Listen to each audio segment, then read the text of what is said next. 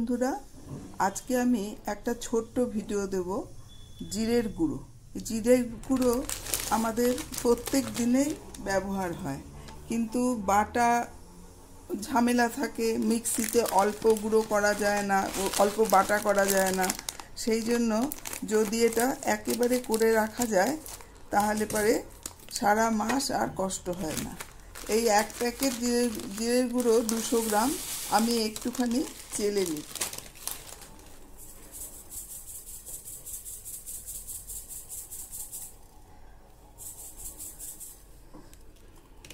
টাওয়েলে নিয়ে আমি একটু মুছে নেব, ধুলো থাকে।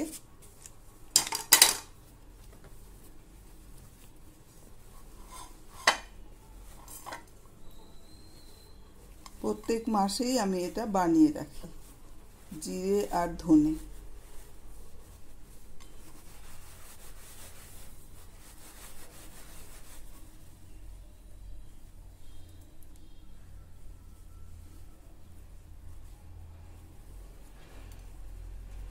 ধুয়ে নিলে ভালো হয়, কিন্তু শুকোতে অনেক দেরি হয়ে যায়।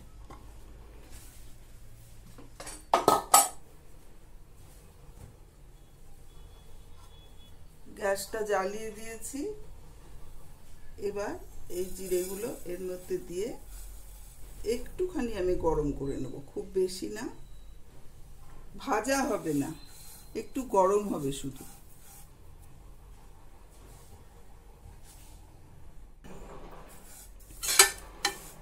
আমি লো ফ্লেমে 4 মিনিট মতন গরম করে নিয়েছি। এবার আমি গ্যাস অফ করে দিলাম।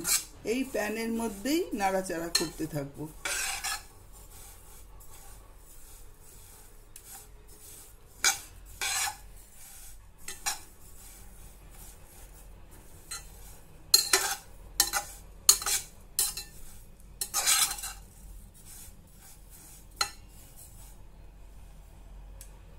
আমি 5 মিনিট মতন এর মধ্যেই রেখে দেব। এই গরমে আর একটু মুচমুচে হবে, রং চেঞ্জ হবে না, কিন্তু এরকম ভালোভাবে রোস্ট হয়ে যাবে। ঠান্ডা হতে দেব। গরম অবস্থায় মিক্সিতে কিছুতেই দেওয়া যাবে না, ঠান্ডা হলে তবেই। দেখুন ঠান্ডা হয়ে গেছে। এবার আমি মিক্সিতে ভরে নেব।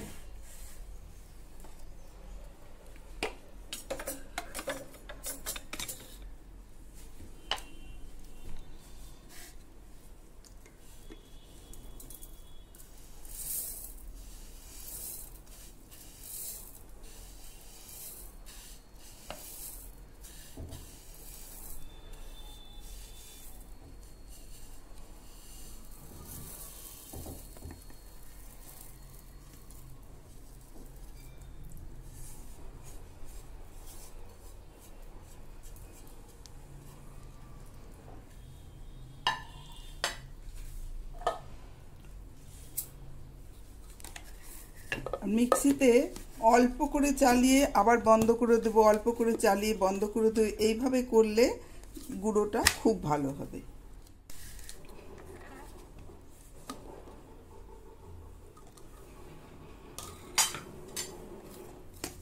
এবার একদম পারফেক্ট হয়ে গেছে, দেখুন একেবারে মিহি হয়ে গেছে।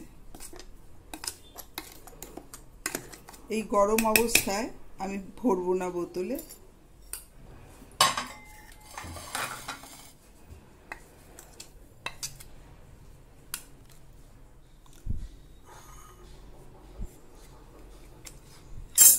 এইভাবে আমি ঠান্ডা হওয়ার পরে বোতলে ভরে নিচ্ছি।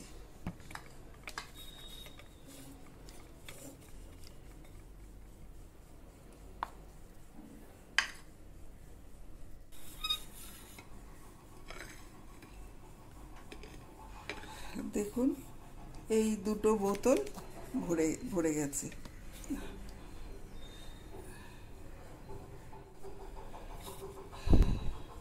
এতখানি হয়েছে, দেখুন এটা ভর্তি হয়েছে, এটা অর্ধেক হয়েছে। আর এইভাবে আমি সব রান্নাতেই এইভাবে গুঁড়ো মশলাটা দিই। আপনারা ইউটিউবে আমার চ্যানেলে দেখতে পাবেন। জিরে আর ধনে আমি এইভাবে 12 মাস এইভাবে গুঁড়ো করে রাখি। আপনারাও বানাবেন, কাজের সুবিধা হয় অনেক।